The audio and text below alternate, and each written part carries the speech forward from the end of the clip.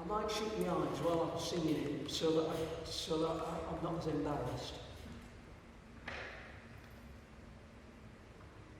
Sitting on a map of my back garden,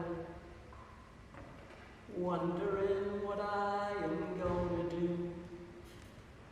But how the hell do I get through to you? How the hell do I get through to you?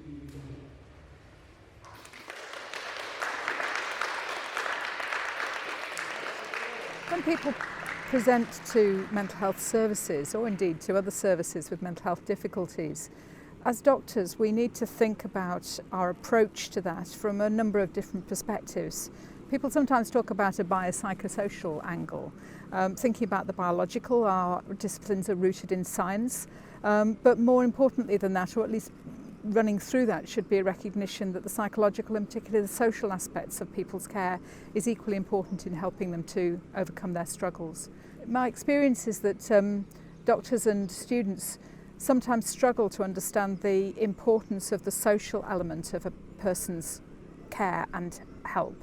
And organisations such as Sheffield Flourish help us to re-engage with that. From my perspective, mental health cannot be reduced to a diagnosis or the academic and clinical literature around it. I think there are a lot of factors involved that affects mental health well-being, and it includes economic, social, political, religious, cultural, and even linguistic disempowerment that affects people's mental health well-being. Also, we shouldn't forget that there is an existential dimension of human suffering which should be also acknowledged and addressed beside medication. And by that I mean the sense of compassion and solidarity that people suffering from mental health difficulties need. I was involved in Sheffield Flourish as a member of steering group in 2015, and then I was invited to join the board. Sheffield Flourish to me was a kind of home, really. It was for the first time as an immigrant I felt at home with a community that shared my values and radical vision about making positive change. Sheffield Flourish, the charity is set up according to an ethos and a set of principles, which I suppose are broadly to do with working with people who live with mental health problems to help them build lives that are more fulfilling in whatever ways they want to. So it's that fulfilling bit is defined by them. So, you know, we run projects that are to do with playing football or doing art or gardening. And we don't work at all in the space of trying to, you know, help people kind of get better, as it were. It's building the best life you can have where you are now. And we do all sorts of different activities and support lots of different activities, and also promote the activities of other organisations who are working in this way. One of the things we've been doing recently is running a course called Connected Worlds. And that's an arts-based course which is connecting people, trying to do something about the isolation which often accompanies living with a mental health problem. So kind of forming communities where people can build friendships.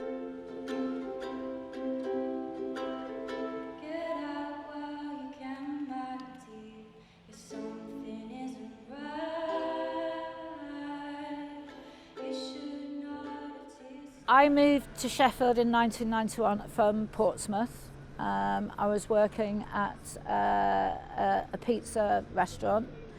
I decided to go back to university, and then I started having seizures, and so I was misdiagnosed with epilepsy. And then in 2010 something happened to me that triggered everything off.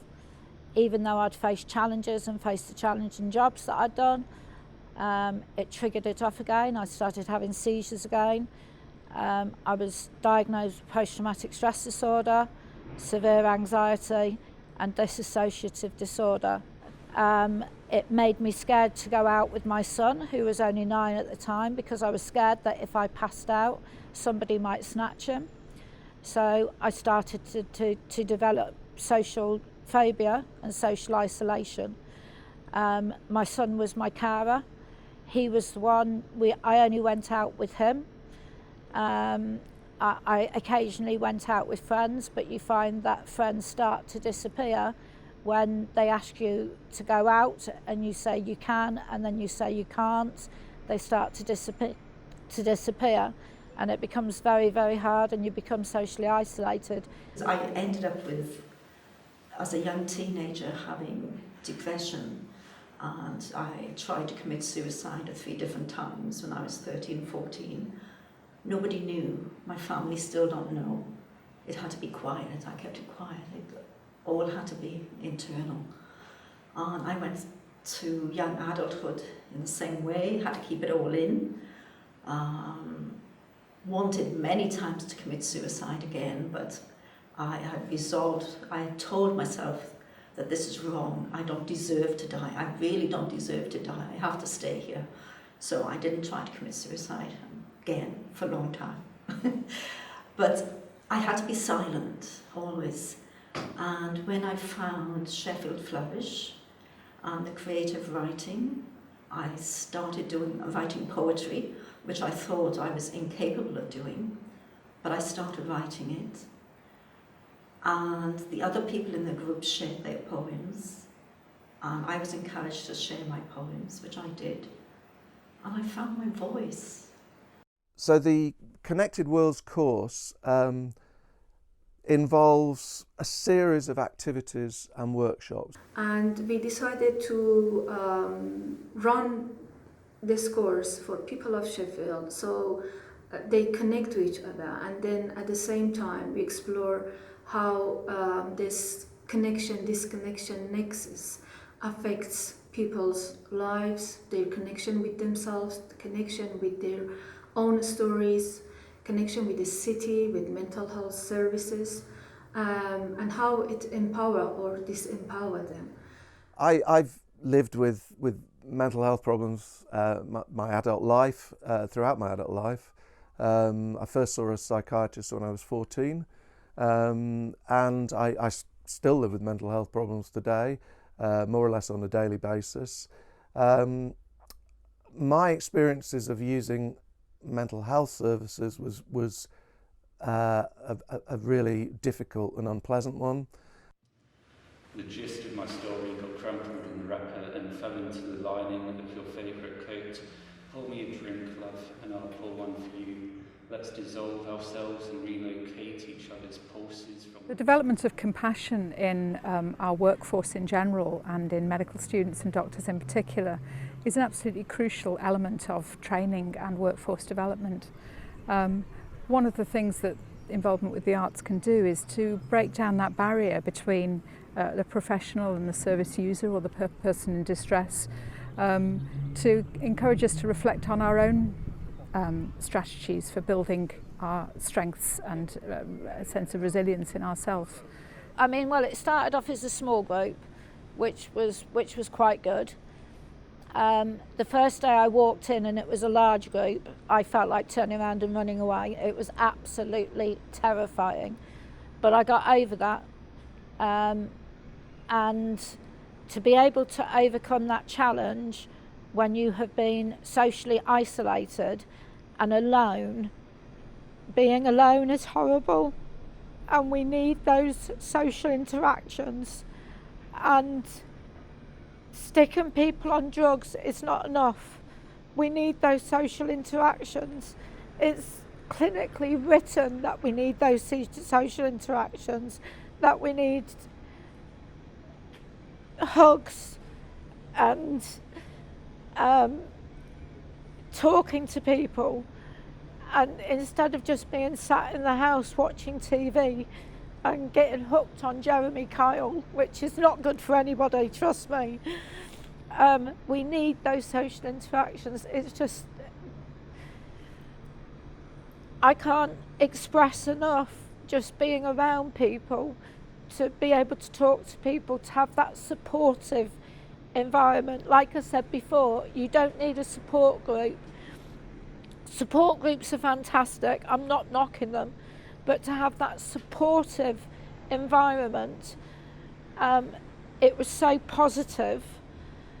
It brought a positive energy that I never had when I was sat at home by myself. One of the things we do on the course is draw maps, and people will often draw personal maps. So we get people to make a map that's not accurate according to measurement, but is accurate according to their feelings about a place. So it would be annotated with stories of a place. The places on the map would be the places that were significant to them. Yes, we use different strategies of storytelling, which included poetry, creative writing, painting, drama, as alternative language that could provide different mediums of expression, and to see which one is suitable for them or helps them to articulate what perhaps was unspeakable. So for me, something which is really important is my love of music. I enjoy singing, I enjoy playing music with others. That's terribly important to me and sustains me in my career. And I think there are many doctors who would say that art is an important element in sustaining their ability to continue to be compassionate towards in what can be sometimes a very difficult job. In the last decade, we have moved ever further away from the idea of a perhaps paternalistic view that professionals know what is best for people who are struggling with their mental health. There's been a much greater interest on trying to personalise the type of interventions that people will find helpful. And in order to do that, you need to be working alongside patients or service users to co-create that personalised care plan which is going to help them. Professionals can spend a lot of time on telling patients what is right for them, but if it's not right for the patient, it's not going to work. It kind of seems an obvious thing to say that compassion is important in mental health, and it kind of is an obvious thing to say, but I also think it needs restating.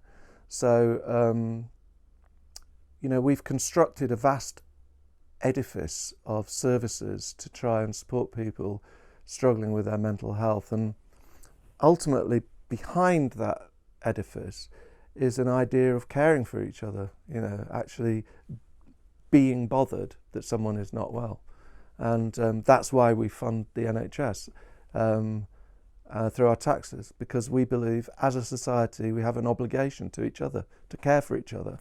I think it's very easy for medical students certainly to get lost in the technicalities of medicine and get taken away from that. I mean, I trained in literature, and one of the great things about reading novels is one finds oneself inhabiting the world of another person and feeling feelings from another person's culture and experience.